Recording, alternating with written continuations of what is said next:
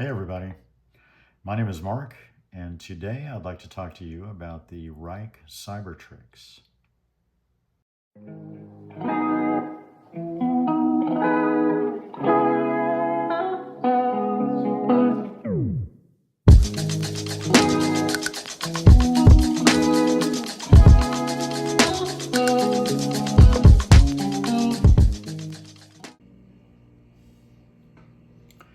All right, so this is the Rike Cybertrix, and we're working a little closer in today because we're going to fix a problem with this knife, probably the only problem that this knife has.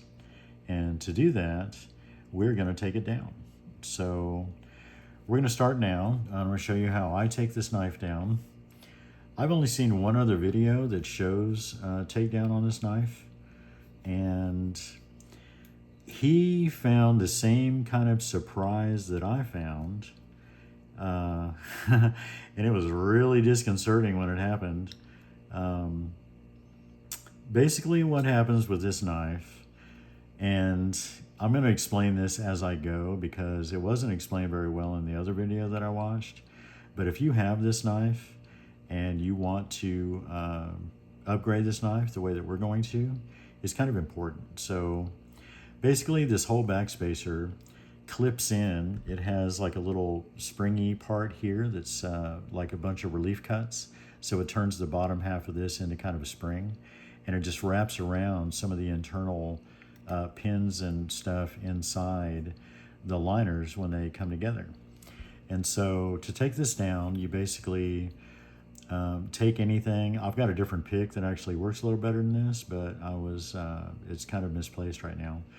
But there's kind of you can see this pin right here is kind of heavy. That nests into, it's attached to one liner and it nests into the other one.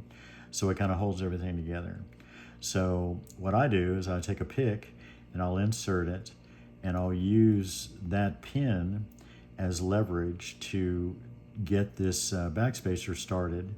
It releases the backspacer and you just need to push it out about that much. So once you have it in that position, you need to close the blade because the other side of it engages with the back of the blade, and so you wouldn't be able to take it all the way up like you need to with the blade deployed. So after you get it to this point, you're going to close the blade, and then you can carefully take something like this pick, or I've got a wooden dowel that actually works a little better, but I'm going to do this very carefully. So you just insert it in underneath and you pry it up just a little. And so now we're going to be able to remove this entire backspacer. You can see the hook that's right here, and that hooks around the front little pins right here inside the two liners, and it kind of wraps around there. So when, like, if you're going to put it back together, you get it to this point and line up these liners and the scales, and then you just kind of put that in there. It clips right on with that little hook, and then you push it down and you just force it down you have to open the blade once you get it to this point. So you really have to be careful because at some of these points you're working with an open blade. So you would do that, open the blade, and then force this all the way down, and you can feel it kind of rest into place. So we're not there yet though. We're going to go ahead and upgrade this a little bit, and then we'll put it together like I just described. So now that we got this backspacer off, all you do is you're going to open this blade up and you can lock it in place. It's going to travel past the lock now because the backspacer is the blade stop. So once you get it there, you're going to pry the ends of these scales and liners apart just a little, and you're going to scissor these open. So you can see this, this is actually a screw for the assembly that like this plugs into. So that screw is there, and then you can see on the other side there's a little indentation where that screw kind of nests into, and that aligns them while you're putting the backspacer on. So when you're doing this, you can see how shallow that little cup is where this pin fits in there. So you don't have to spread this apart very much. At this point, the pivot is still tight. So you're not going to be able, you don't want to force anything. It only takes just a little pressure to kind of peel those just apart a little bit, and then you just scissor it open. And once you do that, you can actually see that it exposes all the screws that hold the scale onto the liner. So now we're going to go ahead and run these out real quick. And they're very short screws. These are all T8s. So one driver is going to do it for you. So we're going to take these out, and then the scale is actually going to come right off on that one side. So we can take the scale off. You can see where it fits on there, and it's like self-centering. So these fit into the holes and everything's centered. You just have to run the screws in and it's all good to go. So we've got one scale off, and we're going to flip this over now. And then we have 3 other screws. So we are going to take these out in the same fashion. So we have, or we're going to have, all of the scale screws off, and then we'll just have exposed liners that are being held together by this pivot.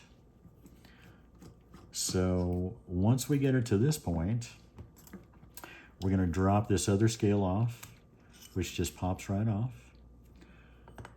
And now we're to the point where you have just the liners being held in place by the pivot. The blade's a little floppy because it doesn't have a blade stop in there right now, but that's kind of where we're at. So this is a captive pivot. One side has a D shape on it, and it corresponds to a D right there in the liner. So we've got that out, and now we're going to pop this one liner off, and you'll notice that there's no washers. This it's got a milled indentation for the bearing, but there's no washer sitting down in there, so you don't have to worry about that. And so now we can see what the problem is. So when I first got this knife, I took it down just like this because I do that quite a bit. And I wanted to make sure that the lubrication was proper and just kind of a, get to know you period of the knife. And so I take it down and look at everything. And so when I got it down to this point, this looks like any other caged bearing that, runs in lots and lots of different knives. But this is different. If you look really closely, you can see where the cage has little splits in it that correspond to each one of these little ceramic bearings. And so I don't know if these were just made differently or in a cheaper fashion. Skiffs are not that way. Skiffs have a cage bearing, but there's no splits there. So when they press those bearings in there, they're held in place. I don't know if they use some kind of temperature differential to, contract and expand something. And then, when it contracts, it holds the bearings. But these are not like that. So basically what happened to me when I took it apart was I got it kind of to this point, and then I did it just like every other knife I've ever had. I was dumping the bearings out and stacking everything up, getting it ready, and you'll see one of them already popped out. So what happens is those little ceramic bearings will pop out of their cage and just fall away. So you can see this one's already gone, and that bearing is down here now on the work mat. And so that's just kind of a thing. it's a big surprise that you will have if you disassemble this knife. When it happened to me, I got online, and you can actually see, if you look on the inside diameter of this bearing, that those little bearings are kind of exposed. Like, you can see the inside diameter, and you can count basically every bearing that's in there because it's visible, like you can see it, because of that split that they put there to put the bearings in. So when this happened to me, it was kind of a surprise, and I had 3 or 4 bearings come out. Luckily, the mat that I was working on, it was able to retain them. I didn't lose them or anything. So I immediately kind of got online, and I was trying to figure out, I was going to, I knew I wanted to replace these bearings. And I should say, I mean, this isn't a problem as long as you don't do anything to your knife. If you never have to open your knife, this knife is extremely smooth, and it's got that hydraulic action that everybody likes. It is a really, well-made knife. It just has kind of different bearings in it for some reason. So I got online, and I was trying to figure out what size skiffs to buy, and it's not listed. The skiff website doesn't have the Cybertrix listed as a knife that they offer skiffs for. And I couldn't find any information at all about the bearing size or anything like that. Everyone that talks about this knife just talks about, how it looks like the Cybertruck, and that's kind of all they talk about. Here goes another bearing right there. I just lifted it out, and the bearing dropped out. So this one is actually missing one now. And there it is right there.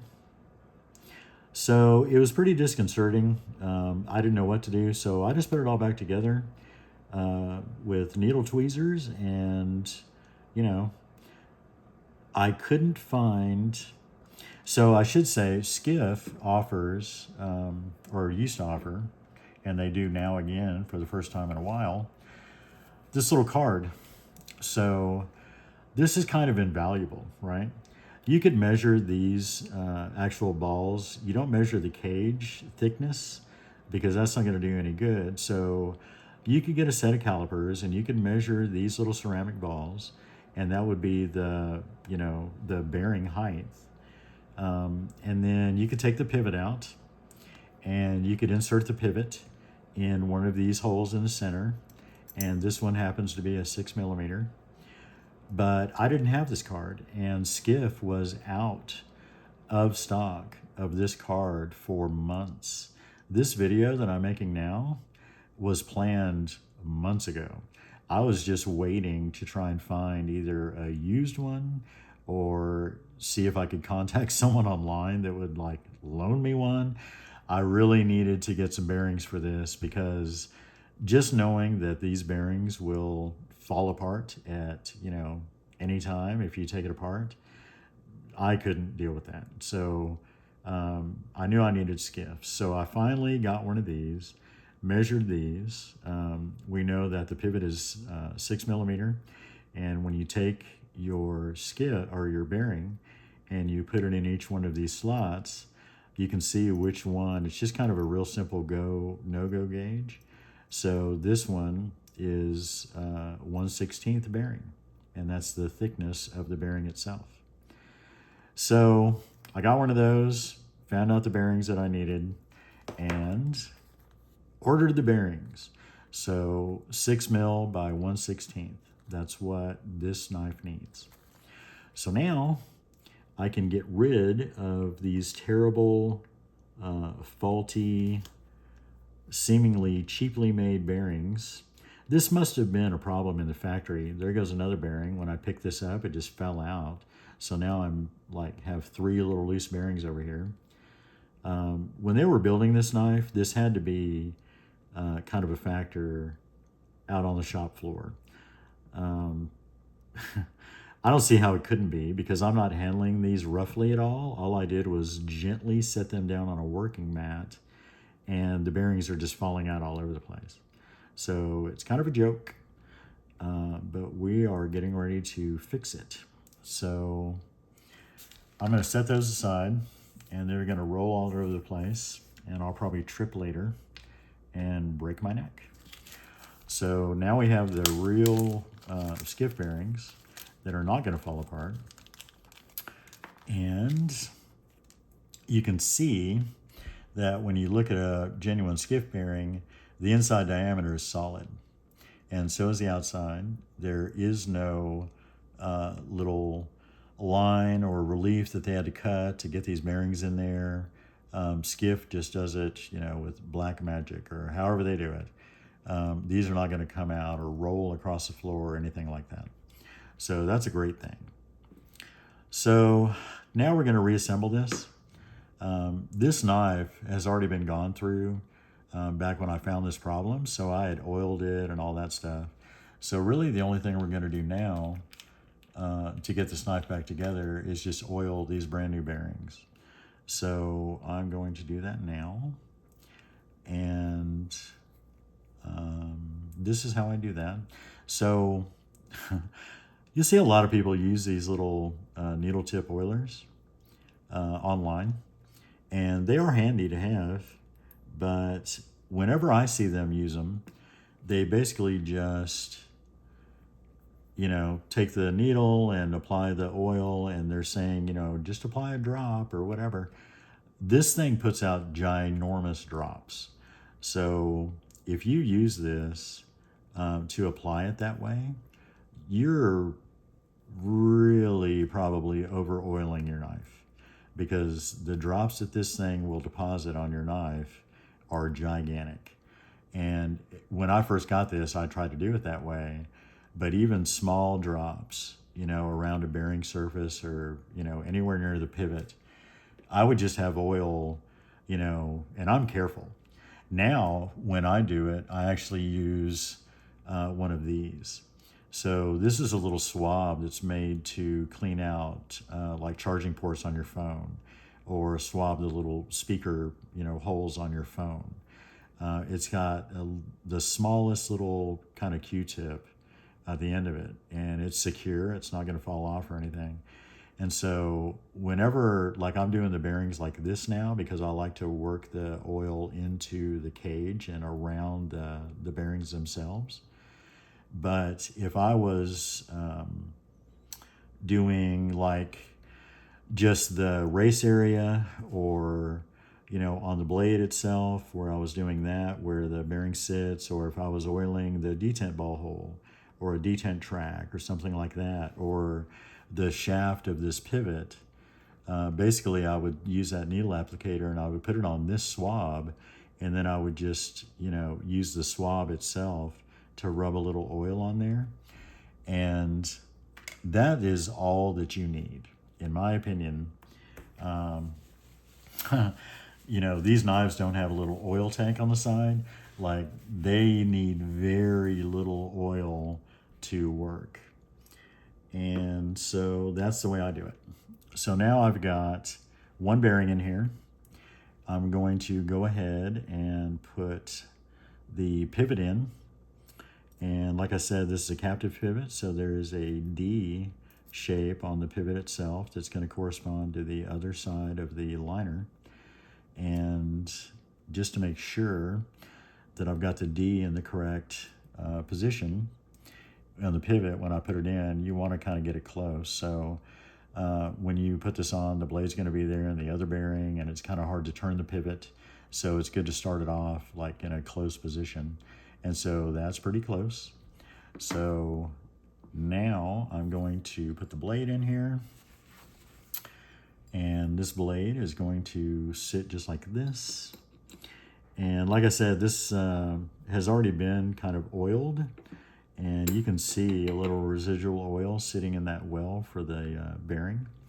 And so that means that the pivot had been oiled and all of that. So that's why we're not oiling that. Because I know it's not a new knife to me. So the first time I did it, I cleaned everything off and re-oiled everything because, I'm a knife freak. So had to do that first thing. But now we're just putting it back together So I'm going to line up that D shape right there. And my hands are a little oily. So I'm gonna have to pick this up off the table. So I'm gonna get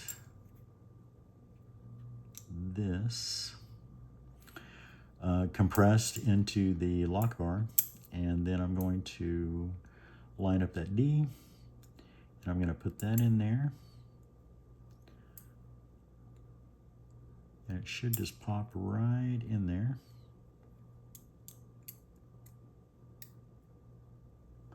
Just like that. And then I'm going to start the other side of, or the other pivot screw. And we're going to put that in there while I'm kind of holding it all together.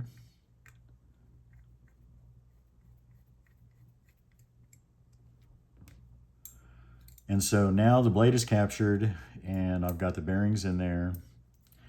Like I said, this is going to swing past the lock bar because there's no blade stop right now. So I can go ahead and put a little tension on the pivot. And it's kind of amazing when I put everything back together, even though you're not able to tune this in a proper way because everything's loose and the scales aren't together and you don't have everything together. If you, on this knife anyway, this side's captive, and so if I run this in to just snug and maybe give it just a little bit more, then I'd be willing to bet that when we reassemble this, that's going to be pretty good. So once we get that in there, we're going to butterfly these liners open again, and we are going to reinstall our, should be this one. We're going to reinstall our scales on the outside. So it's actually like really easy to take apart. There's some tougher ones out there that have hidden hardware and tricky little things that you've got to do with, picks, and you get in there between the scales. The Poikalo is that way inside the scale, and you can't take it apart, but you have to get in there and find this little area that is kind of sprung and get in there and release it, and then slide the whole scale forward towards the blade, and that's how you get that apart. This one is actually fairly easy. So, but like I said, the only video that I had seen was that one guy, and it seems like, I can't remember because I've seen it a long time ago, but it seems like there were things about the video, and mine's not perfect. Let me just state that right from the rip. I realize that my video is not perfect, and it may not be better than his in any way, but it seemed like when I saw his video, it left a lot of questions about the way the knife actually comes apart. And so that's kind of why I wanted to do this on camera, to show everybody kind of what's really going on. So we're almost there, and you can tell that this hardware is not titanium because my driver has become magnetized, and so these screws are just kind of flying all over the place. So we're pretty close. And one more, and then we're going to put the back spacer on, and it's going to hold everything together. So we have this. All right. So now the rest of it should be toolless. So now we're going to scissor this back together, and that little screw basically is what it is. It's just a large headed screw, is going to rest in that little divot right there. And we're going to give it a little help to get started, get it over there, and then you can hear it kind of click into place. So now we got that lined up. We are going to, I think I need to close the blade first. And then we're going to take the backspacer and we're going to hook it onto its little area where it hooks in the front and acts as a blade stop. And then we're going to kind of get it held together and started. And then we're going to open the blade back up and we're going to, and it's kind of cool that they give you this X and this little pad right here, because that is exactly where you need to put the most pressure watching this blade to make sure you don't cut yourself, because it's an open blade at this point. And we're going to push it back into place. And it just kind of bottoms out, so it doesn't really snap or anything like that. It just kind of bottoms out into place. You can't really go any farther, and that is secure. It takes a lot to defeat this little spring at the end of the backspacer. It takes quite a bit to move that and get it to pop off there like we did in the beginning. So now I'm going to check the action. We're going to look at the blade centering, and the blade is perfectly centered. And we're going to see this drop shut action. And that is a really smooth knife. So I want to check the detent. So with this closed, this is, a hidden lock bar inside, so I can grab it virtually anywhere. And I'm going to shake this, and I'm going to make sure that I can't overcome that detent just with shaking. So the blade's being retained correctly, and the blade is very smooth. So I think we did a good job. So that, folks, is how you take down a Rike Cybertrix. That is the problem with the bearings that they put in there from the factory. And we have now upgraded them with skiffs. And this knife is done. So I appreciate y'all coming along for the ride. And thanks very much.